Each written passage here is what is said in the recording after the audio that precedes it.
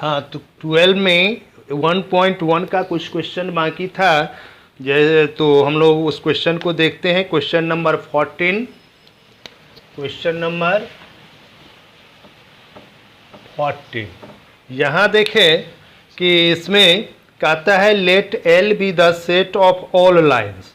तो हम लोग लिख दें कि L is equal to set of all lines, सभी लाइन हो गया in xy plane and R with the relation in L defined as R is equal to relation R is equal to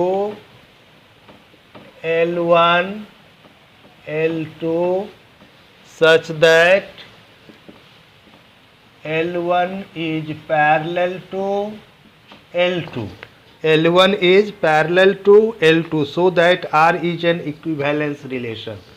तो first of all we have to show it is reflexive, symmetric and transitive, then it will be equivalence relation. First, for reflexive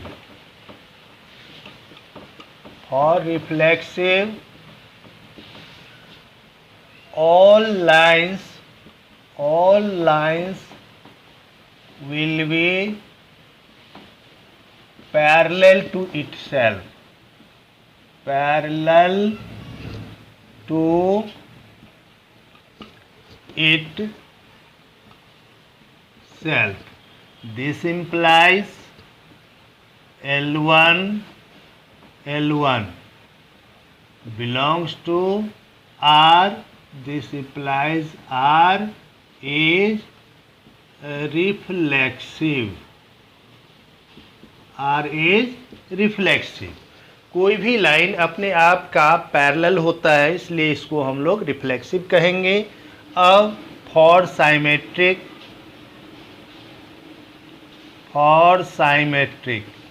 symmetric के लिए हम लोग दो line change कर ले लें। L1 L2 belongs to set L. L1 will be parallel to L2. This implies L2 must be parallel to L1. This implies L1 L2 belongs to R. This implies L2 L1 to L1 belongs to R. So it is symmetric. इसलिए यह क्या है? Symmetric है। Third, four, transitive.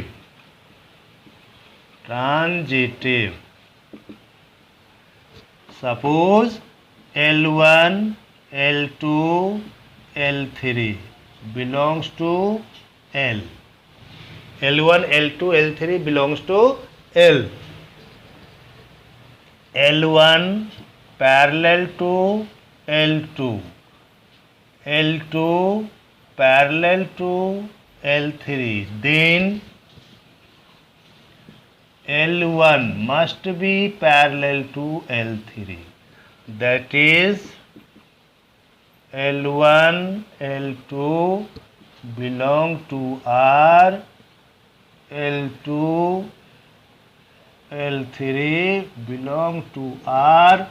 This implies L1 L3 belong to R. So R is transitive. Hence R is an equivalence relation.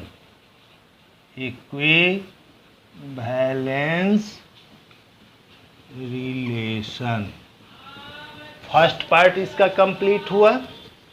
अब आगे इसमें कह रहा है कि so that R is an equivalence relation. Clear? Find the set of all lines related to the line y is equal to 2x + 4। यहाँ पर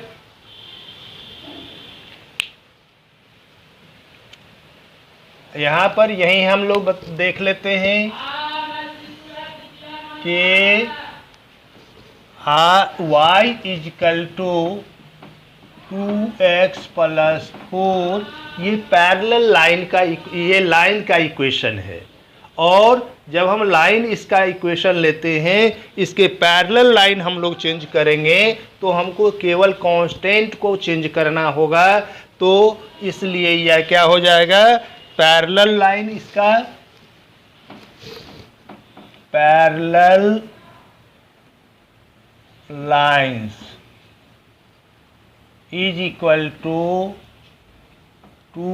parallel lines y is equal to 2x plus k, where k is constant है, where k is constant. तो यहाँ कहता है question कि find the set of all lines parallel to the line. So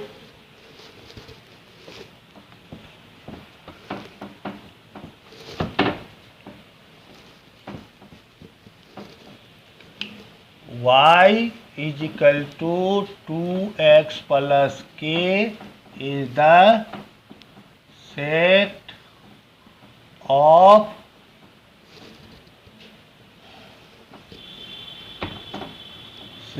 of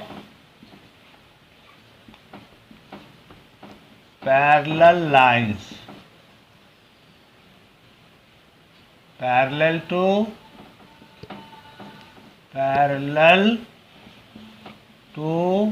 y is equal to 2x plus 4। इस तरह ये question आपका कंप्लीट हो गया, इसको नोट कर लीजिए। अब आगे हम लोग देखते हैं क्वेश्चन नंबर 15। जो क्वेश्चन नंबर 15 ऑब्जेक्टिव है। क्वेश्चन नंबर 15 है, let R be the relation in the set. यहाँ सेट दिया हुआ है 15 में, यहाँ सेट दिया हुआ है। मान लो A इज इक्वल टू 1 2 3 4 और रिलेशन R जो है वह दिया हुआ है 1 2 2 2, फिर 1 1 4 4 4 4 1 3 1 3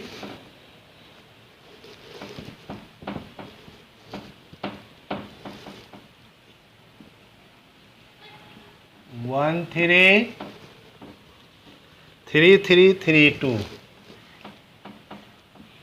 3 3 3 2। इसमें कहता है choose the correct answer. A है R is reflexive and symmetric but not transitive. B R is reflexive and transitive but not symmetric. R is symmetric and transitive but not reflexive. D R is an equivalence relation. तो इसमें से कौन सा option सही होगा? तो यहाँ हम लोग देखें 2 2 1 1 4 4 3 3 ये सारे प्रेजेंट है, इसलिए यह रिफ्लेक्सिव होगा। दूसरा, अगर 1 2 है तो 2 1 प्रेजेंट नहीं है, इसलिए ये साइमेट्रिक नहीं होगा। तीसरा, हम लोग देखें यहाँ की 3 3 है और 3 2 है तो 1 2 भी प्रेजेंट है, इसलिए यह क्या हो जाएगा? ट्रांजिटिव भी होगा। तो इसका ऑप्शन आया आंसर में बी, जो क्या है? R is reflexive and transitive but not symmetric. इसका ऑप्शन बी होगा। अब लास्ट क्वेश्चन है, यह दिया हुआ है R be the relation in the set N given by A B. R question number 16 का यह दिया हुआ है क्या कि R is equal to A B such that a is equal to b minus 2 and b is greater than 6. तो choose the correct option. तो यहाँ b 6 से ग्रेटर होना चाहिए, यहाँ 2 4 है, तो यहाँ b 6 से ग्रेटर नहीं है, 3 8 है, यह b 6 से तो ग्रेटर है 8 और यहाँ 6 8 है। लेकिन b में हम लोग देखें, अगर a को हम 3 पुट करते हैं और b को अगर हम 8 पुट करते हैं तो a हमारा ये क्या है 3 नहीं आ पाता है। 6 को ये c देखें, ये b को अगर हम 8 पुट करते हैं तो a हमारा 6 आ जाता है, इसलिए इसका ऑप्शन c होगा। c इज इक्वल टू ये हो जाएगा c option, correct option 6 8 belong to R। इस तरह आपका ये क्वेश्चन खत्म होता है और अब ये रिलेशन का सारा क्वेश्चन आपका एंड हो गया। अब नेक्स्ट क्लास में हम लोग फंक्शन के संबंध में चलेंगे, फंक्शन पर विचार करेंगे। जो फंक्शन क्या होता है तो क्लास 11 में भी आप फंक्शन पढ़ चुके हैं, उसी से आगे हम लोग यहाँ बढ़ेंगे।